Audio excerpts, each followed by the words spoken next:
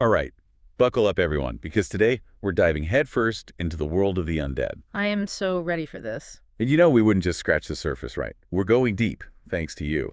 You sent in a treasure trove. Libris Mortis, Lords of Madness, even the Elder Evil supplement. Oh, we're talking about the good stuff. The really good stuff. Yeah. Hauntings, Mind Flayers, Gone Undead, the works.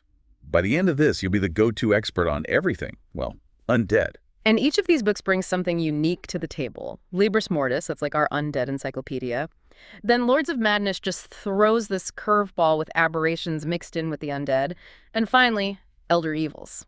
That's where things go from spooky to apocalyptic. Okay, so let's start with Libris Mortis, our encyclopedia. I gotta say, one of the first things that caught my eye. Haunting presences. So we're not just talking about your average graveyard ghoul here. We're talking about undead tied to objects. Right. It's such a cool blend of mechanics and narrative. So mechanically, a haunting presence is an undead bound to an object. Could be anything, a ring, a statue, whatever. And this ethereal existence, it makes them immune to things like turning or rebuking. So it's like the object becomes this vessel holding a part of their essence, right? Mm-hmm. Kind of reminds me of those real-life ghost stories, you know? Objects holding on to the energy of past events. Yeah. Makes you wonder about antiques, huh? Right. Like, what have you brought into your house? Exactly. Yeah. But how does this play out in a D&D game? What can a DM do with this? Oh, the possibilities. Imagine a haunted sword tucked away in a treasure pile, whispering temptations to the party. Or a seemingly harmless doll that twitches just slightly when no one's looking. It's all about atmosphere, you know? Oh, for sure. Building that suspense. Like, is that candlestick flickering or is it about to become a haunting presence? Exactly. Or a misdirect. Make the players think something is haunted when it's not. Keep them on their toes. I love it. But, you know, it's not all ethereal spookiness with Libris Mortis. They get into some more uh, physical aspects of undeath. Like they talk about undead metabolism, which threw me for a loop. It's not something you'd think about right away. Not at all. Yeah. I figured once you're undead, you're past worrying about things like metabolism. Well, here's where it gets interesting. They link undead to ectothermic creatures, like reptiles, so they don't generate their own heat, and they are affected by temperature, just not in the same way as a living creature. Ah, I see. So no more worrying about freezing or overheating zombies. Mm. They're just there. Pretty much. Although it does make you wonder, right? Like, what about a vampire in a sauna? Not a good time, I'd imagine. Okay, that's hilarious and slightly terrifying. Right. But Libris Mortis, it goes beyond just individual undead. They actually delve into how undead exist in the world, their social structures. We see everything from those mindless hordes to masterminds like liches or vampires working toward bigger goals. And then there's this category, the infiltrators. Infiltrator. So undead hiding in plain sight. Okay, that's both cool and creepy. Right. It really blurs the line, doesn't it, between the living and the undead? Exactly. And what's their goal? Some might need to feed, others are just trying to avoid detection, or maybe they have something more sinister planned. It makes you think twice about who you can trust. Oh, absolutely. Yeah. I mean, it's one thing to fight off a horde of zombies, but to uncover a conspiracy within your own ranks, orchestrated by an undead mastermind. Talk about raising the stakes. Oh, for sure. That's next level stuff right there. right. But Libris Mortis doesn't just leave adventurers hanging, right? They introduce divine feats, special abilities specifically to combat the undead. Mm-hmm. Gotta imagine players are grateful for that. Oh, yeah. It's a way to even the odds a bit, giving characters powers meant to counter those undead abilities. Like, there's this feat called Profane Life Leech. Okay, Profane Life Leech. Sounds intense. It lets a character steal life force from a living creature to, get this, empower undead allies. Hold on, empower undead allies. That seems ethically ambiguous, to say the least. Is that a necessary evil situation, or are we blurring the line between hero and necromancer here? It's a slippery slope, isn't it? Like fighting fire with fire, or in this case, unholy magic with more unholy magic. You're wrong. But that's the thing about undead, right? They make us question those lines. They do. And speaking of questioning lines, Libris Mortis gets into some pretty wild details about undead physiology. They even have rules for undead grafts. Oh, yeah. This is where things get really interesting. Are we talking like zombie piercings? What are we talking We about? think more like necromantic enhancements, like taking parts from different creatures and grafting them onto undead. Okay, hold on. So we're not just talking about your average zombie anymore. We're talking about like a zombie with a beholder eye grafted onto its shoulder, Yeah. or a skeleton with like fiendish wings. Exactly. And it's not just for show. These grafts come with mechanical benefits too, adding new abilities and powers. It's a way for DMs to customize their undead, make them even more challenging. So it's like taking the classic D&D undead and giving them a biopunk horror twist. Yeah. It's disturbing, it's creative, and I gotta admit, it kind of makes sense. Right? If you're gonna have undead, why not make them as terrifying as possible? Exactly. And Libris Mortis definitely delivers on that front. They've got a whole bunch of new undead creatures too, each with their own unique flavor and mechanics. Okay, you gotta give me some examples. What are some of the standout additions to the undead crew? Well, there's the Gravedirt Golem. Grave Dirt Golem. Just the name sounds formidable. Right. It's this hulking thing animated from the actual soil of a grave. Its attacks, they inflict this nasty negative energy damage that lingers. Oh, that's brutal. I can already imagine players scrambling for their healing potions. What else? And you've got the Necromental. Now, this one's interesting Okay, Necromental, why is that? because it actually retains some of its former life's memories and abilities.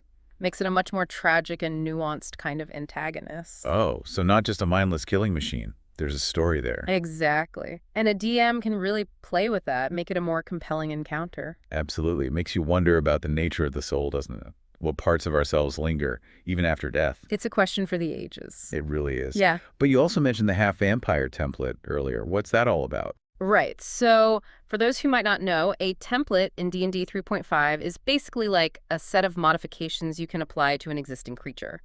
And the half-vampire template, it represents that transitional stage in a vampire's life cycle. Okay, so they're not quite a full-fledged vampire yet. Still got some of their humanity hanging on. Exactly. They're caught between two worlds, grappling with the transformation. They've got some of the strength of a full vampire, but also some key vulnerabilities. Oh, so there's a chance to turn them back, maybe. Or are they doomed to succumb to the thirst eventually? Well, that's up to the DM to decide, isn't it? Always. But that's what makes it so interesting, right? So much potential for drama there. But for now, let's switch gears a little bit. Head over to Lords of Madness. We touched on the Alhun earlier, an undead mind flayer. It's a fascinating, if slightly disturbing example of how aberrations and undead kind of intersect in this book. Right. And it really gets at the heart of what makes aberrations so unsettling. They're creatures of the unknown, the alien. They represent chaos, madness, a perversion of reality itself. It's like Lovecraftian horror dropped right into our high fantasy setting. Yeah, And when you mix that with undead, it's a whole new level of existential dread. exactly. And the Alhun embodies that perfectly. We're talking about an illithid, a creature already known for its terrifying psionic powers, choosing undeath over joining the collective consciousness of the Elder Brain. Think about that for a second. Okay, yeah, that's heavy. The Elder Brain, the pinnacle of illithid society, seen as something to be feared, even among their own kind. To choose undeath over that, It speaks volumes about the depths of their fear, wouldn't you say? absolutely. But Lords of Madness doesn't just offer up terrifying creatures, it also explores that emotional weight that undead can carry. Like, there's the Slaymate, an undead child bound to a creature's guilt over their death. That's heavy stuff. It's tragic, isn't it? The Slaymate is an echo of the child they once were, their very existence a testament to a horrific loss. And they're often used by necromancers as tools, which adds another layer of darkness. It's like those real-world ghost stories, isn't it? The spirits of those who died too young, lingering because of unfinished business or some kind of emotional tether. Yeah. But it's not just sadness, it's terrifying too. Oh, absolutely. It taps into those primal fears, the things that go bump in the night. For sure. And speaking of things that go bump in the night, let's up the ante, shall we? Go on. It's time to talk about Elder Evils. Here we go. This supplement, it takes us into the realm of world-ending threats. And even here, undead are front and center. They really are. It's like at that level of cosmic horror, the lines between life and death just completely dissolve. It's both fascinating and utterly terrifying. But that's why we love it, right? Couldn't agree more. Back into the depths with Lords of Madness. And, exploring this whole aberration undead crossover, it really makes you appreciate just how messed up mind flayers are. They're in a league of their own, aren't they? Seriously. They weren't bad enough on their own right. Right. But Lords of Madness, it doesn't hold back. Remember the Sarked. Oh, yeah. The Mind Flayer Sorcerer. That's not just some illithid dabbling in dark magic. This is a creature that's fully embraced forbidden knowledge. We're talking psionics and arcane magic, all wrapped up in one terrifying package. Talk about a nightmare to encounter. Seriously. But it gets even weirder, right? Because Lords of Madness introduces Mind Flayer vampires. Mind flare vampires. Don't forget, they're incredibly rare, and the origins are still shrouded in mystery. Even better, adds to the creep factor. Right. But what we do know is they're like this perversion of illithid physiology, all those psionic powers, the mind control, but now combined with a vampire's thirst. Okay, so they're draining your blood and your sanity. Yeah. That's a double whammy I could do without. Sometimes I wonder if these source books are for inspiration or just to give us all nightmares. Maybe a little bit of both. Probably. But jokes aside, it's clear that Lords of Madness, it really pushes the boundaries, doesn't it? Oh, for sure. It's like they're peeling back the layers of reality and showing us the truly unsettling possibilities lurking underneath. And, sometimes the most unsettling things, they're not the ones with the most raw power. It's the ones that challenge how we understand the world, that make us question our own sanity. That's a good point. Which conveniently brings us to Elder Evils. The big leagues. The big leagues of cosmic horror. We've talked about Atropos, the Dread Boneyard, but honestly, this supplement is like a buffet of world-ending threats. Each one with its own unique flavor of doom. Exactly. So where do we even begin? Well, we could start with Father Limerick.